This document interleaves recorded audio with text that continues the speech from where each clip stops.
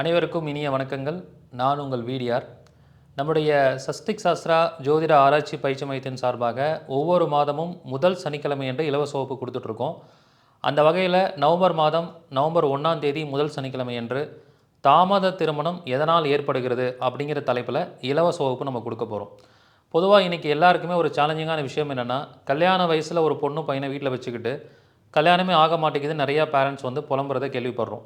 30 வயசு ஆகியும் சில பேருக்கு கல்யாணம் ஆகிறதில்ல.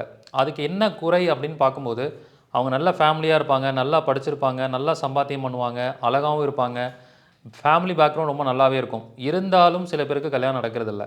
அப்போ கல்யாணம் ஆகிறதுக்கு ஃபேமிலி பேக்ரவுண்டோ படிப்போ சம்பாத்தியமோ முக்கியம் இல்லை. ஜாதக ரீதியாக நம்முடைய தலையெழுத்து எப்படி இருக்குன்னு பார்க்கணும். ஸோ கிரகநிலைகள் எப்படி இருக்குன்னு பார்க்கணும். என்ன மாதிரியான கர்மாவை சுமந்து வந்திருக்கோன்னு பார்க்கணும்.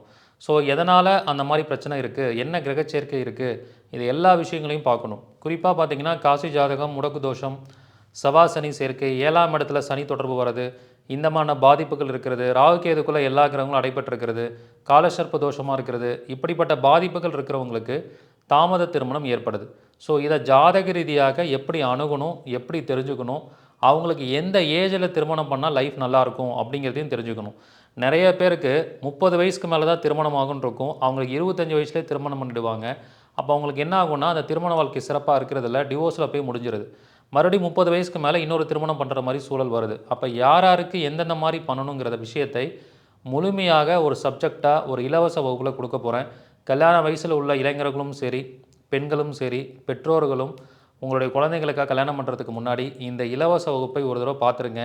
அப்போது ஒரு தெளிவான முடிவு, தெளிவான ஒரு விழிப்புணர்வு உங்களுக்கு கிடைக்கும். அப்போ சரியான முறையில் நல்ல வரன் அமைச்சு கொடுக்க முடியும். இது ஒரு ஆன்லைன் வகுப்பாக நடைபெற போகுது. முதல்ல ஜாயின் பண்ணக்கூடிய 500 நபர்களுக்கு மட்டுமே அனுமதி. இந்த வகுப்பு நவம்பர் 1 காலை 10 மணிலேருந்து 1 மணி வரைக்கும் நடைபெறும். சீக்கிரமாக முன்பதிவு பண்ணிக்கோங்க. நன்றி, வணக்கம், வாழ்க வளமுடன்.